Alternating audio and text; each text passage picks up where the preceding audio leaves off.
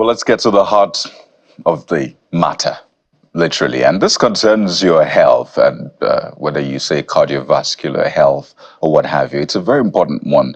We've seen very concerning incidents of youth heart attack. I mean, heart attack used to be something you maybe attribute or associate with the, older generation. But what we've seen of late is quite concerning. So this morning we're talking about your heart, our hearts. And we have joining us a consultant physician and cardiologist at LUF, Dr. Akinsoya Olusegun Joseph, joins us virtually as we talk awareness around cardiac health. Dr. Olusegun Joseph, you're welcome to the Morning Brief.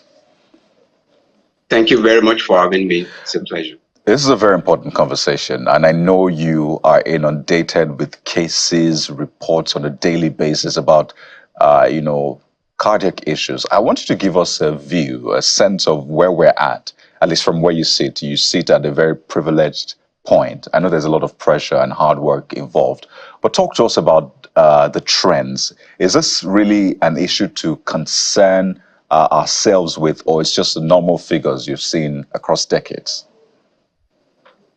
Well, thank you very much once again. Heart attack, sudden death, and a lot of cardiac abnormalities are on the rise, and that globally, really. Not only that, when you talk of cardiac abnormalities, cardiac pathologies, they are actually much more common in this part of the world, the sub-Saharan Africa. All right, so and the reason for that is because of a lot of factors that are not yet or have not been greatly managed, have not been greatly addressed. Okay, so it's very, very important that we become more aware of cardiac health, cardiac abnormalities, so that we can be able to stem the tide. It is something that is increasing by the moment. And it's not only in this part of the world, everywhere, the Western world, and, it cuts across, knows no social strata, knows no, economic values and stratas. It cuts across. We need to do something about it. I'm looking at figures between 60s and 80s. A study that showed that coronary heart disease, a condition that limits flow to heart's major blood vessels, was a rarity in Nigeria, about 1 in 20,000. And those are the figures I'd like us to speak to. Today, that is not the case. It is rising at an alarming rate. So is it as a result of lifestyle? We know that there's a lot more stress these days. A lot of people have to combat different things, or like what we used to have then. So is it as a result of lifestyle? Is it as a result of diet? And I want you to put them in buckets. Is it as a result of diet or something else that we've not really paid attention to?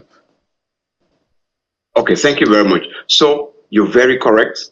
The first time that coronary artery disease and heart attack, was looked into frantically in Africa, not many people were found. In fact, there was a professor that said, if you see 2 or 3 heart attack patients in Africa, I'm going to give you this. He put a price tag on it. And for more than 2-3 years, nothing was found. All right?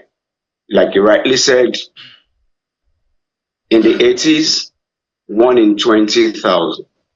Okay, but now we have it alarmingly high. It's increased by the moment, increasing by the day. And the reasons are very much, intertwined. Number one, lifestyle is very important. But before lifestyle, genetic predisposition is there. The way I say it is, genetics load the gun, but lifestyle fires it. So genetic predisposition can be there, and then you now add lifestyle to it. All right. The diet, we're becoming more westernized in our diet, fast food, processed meals, fatty meals, increased salt diet, and the rest. All right. Even for those who do not have familial predisposition, okay, the lifestyle can make the gun. load it, and fire it. All right. So what are the risk factors? The modifiable risk factors I will talk about. Number one, our diets. Okay. Increased salt diets, increased cholesterol diets. I mean, food rich in fats, increased sedentary lifestyle. Many people are becoming more sedentary. Yes, we put in more work, but the fact is that the average person is much more sedentary now than, a decade or 2 decades or 3 decades ago. Very, very important. Many people are not exercising anymore. In those days, you could remember that, people trek a lot. We trek to school, but now the tricycles are there, the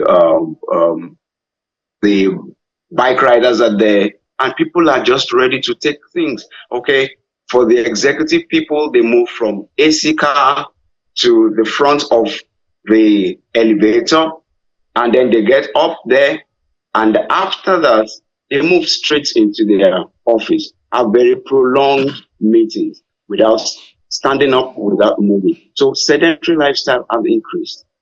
Obesity is on the increase, of course, because of these three factors: increased salt diet, increased cholesterol intake, and fatty meals intake, increased processed meal, and sedentary lifestyle. Okay, these are things that have been on the rise and have increased the chances of obesity. So obesity is on the rise. Even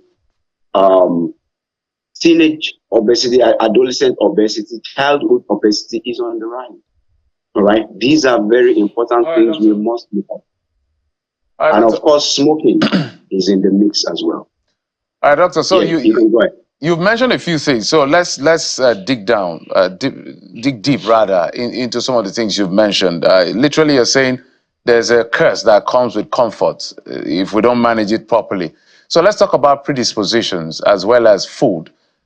Maybe what will help our audience the most today on this program, as far as this subject matter is concerned, is the kind of food they eat that at least can help them either reduce it or that has almost predisposed them to cardiovascular issues. So we have all kinds of food. So maybe you mention specifically, because I know you mentioned them in certain classes, maybe specifically the ones you can mention that are not really good, whether it's by age bracket or by geographical location, that are not good for our hearts, and the ones that are good for us. Let's start from there. Okay. All right. Thank you very much. Now, I mentioned increased salt diet. If you look at our world and our society, we're getting more salt loving. I mean, fast food areas springing up and down. These are not bad on their own. I mean, affluence, civilization, and increased, opulence, not bad on their own. But then, when it's not well managed, just as you have said. So increase salt diet. And when we say salt diet, we mean everything salty, including salty condiments. All right. The noodles of our children are super saturated with salt. One sauce of the noodle can cook about 4 to 5 packs of those noodles. But then you see people doing one for one. That is alarming. Okay, that will obviously predispose to cardiovascular abnormalities, to hypertension, to heart disease, to heart attack, to a lot of things, name it, heart failure and the rest. Increased processed meals, okay, because number one, they have a lot of chemicals to try and preserve them, and then very high cholesterol content. Okay, these are things that can impact negatively on the heart. I mean, it comes to a time where the heart vessels becomes blocked, and then blood flow is not so abundant as it should be because of the blockage. And then ischemic disease can come on board. All right. There are people that also live perpetually on fried things. fried this, fried that, fried this, fried that. Okay, people take a lot of, sodas. All right, the sodas are very, very high in sugar. Okay, and they have very deleterious effects on the heart. It can also predispose to hypertension, predispose to diabetes, predispose to obesity. Okay, many people don't take fruits and vegetables, which are very good. People will rather invest in taking soft drinks, all right, than buying fruits, banana, oranges. Yes, some people say, oh, they are quite expensive, but the sodas are also very expensive. Alcohol intake also alcohol is also very expensive. Alcohol beverages, whatever the one you take, whether the sodas or alcoholic beverages, All right. these are expensive stuff. Okay. All right, doctor, because there's a lot to unpack. So I wanted to keep this for later, but let me ask it now. That has to do with what are the symptoms people are likely to feel whenever they have cardiovascular issue? Because it's not, I know it's common these days, but I don't think the symptom is like malaria and the rest of the things that we feel, and we can easily say without going to the hospital, which is not right, and go and do self-medication. Cardiovascular health issues, what are the symptoms to show that your heart is not in a very good place, and you should quickly check it out and do something as soon as possible? Thank you very much for that question. Very important. The first thing I will say is this: cardiovascular abnormalities or pathologies can be completely asymptomatic. Completely asymptomatic. And that is why many people don't detect it on time. That is also the reason why it's called a silent killer. We've had people who've gone for board meeting, who've gone to the market, who have embarked on driving themselves to a meeting or the other and suddenly slumped. Now, the question is this: if that person was shivering and having very high fever, I'm sure he wouldn't embark on that particular activity. He will call in straight, move to the hospital. But because most of these things are asymptomatic, the person goes on with his or her activity, and before you know it, that person drops, and unfortunately, a life will be lost that way, leaving behind loved ones. That is one thing we must emphasize. And that takes me to this, that whether you have symptoms or not, please undergo regular cardiac checks. Okay, undergo regular, medical checkups, just, for the sake of it, to know whether you are good to go or not. Go for it at least once in a year. All right, and if you have risk factors, then do it much more frequently. If you are hypertensive, if you are diabetic, and the rest, do it more frequently. That's one. Number two, patients can have chest pain, exertional chest pain. So this person is walking up the staircase, and here comes this chest pain on the left or in the middle retrosternal point, either in the middle or on the left, and gripping in nature. Some will say at the time maybe dull in nature, but usually gripping in nature. All right. And then when the person stops that activity, the pain wanes. All right. Usually that is an herald of ischemic heart disease, angina coming in there. If nothing is done, it can become more frequent and become more prolonged. Usually it's few seconds to few minutes, but then it can become more frequent, more prolonged, and then the person will begin to have it even much more.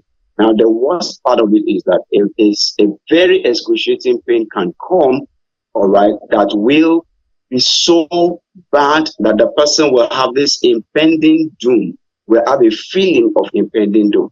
Very, very, severe pain, crushing, gripping very tightly, and the person will feel like, oh goodness, life is ebbing away. That person can also start sweating profusely. There can be awareness of the heartbeat and all of that. Those are, are extreme cases, and heart attack is just by the corner, or it has even arrived at that point. All right. Other symptoms are palpitation, awareness of the heartbeat. Right. As I'm speaking to you now and you're listening, I'm sure that you are not aware that your heart is beating, but it is beating.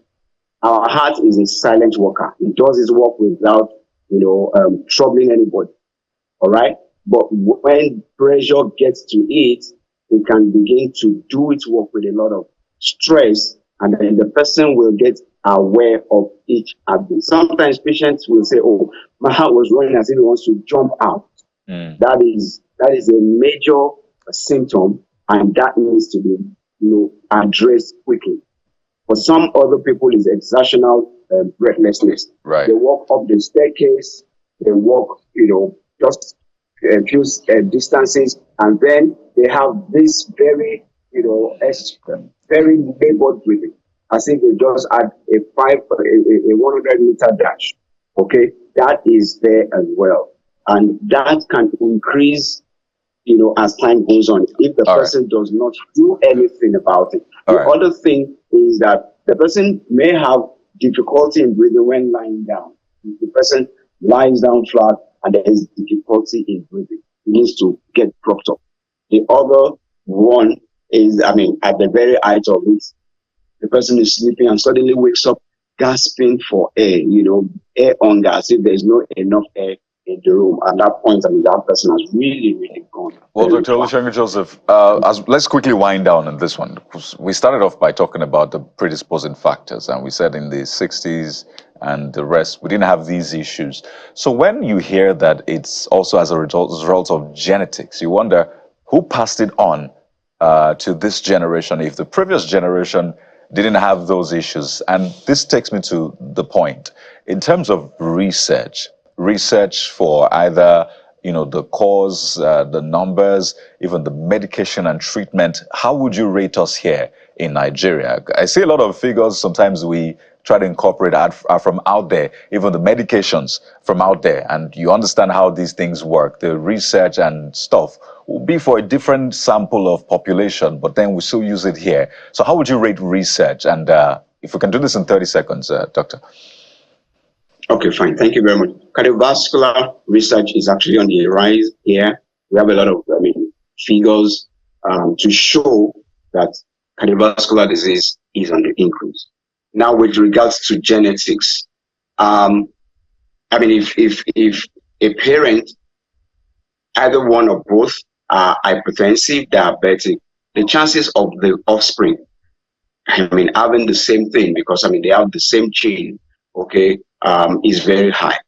All right. But that person may not come down with the cardiovascular, illness, may not come down with hypertension, for example, may not come down with diabetes if the person chooses, a very, very, healthy lifestyle. And that will help that patient. So with research is on the increase. We've done 10 years, 15, 20, even in different parts of the country. All right. The cardiovascular disease have always stopped has always been on the lead with regards to mortality. And one thing is clear, people need to pay more attention to their health, and we're hoping that this conversation will help in that regard. But we have to thank you so much, Dr. Akinsoye Olusegun Joseph, consultant physician and cardiologist. Lou, thank you for your time and for giving us a free consultation. We appreciate it. Thank you very much. It's a pleasure.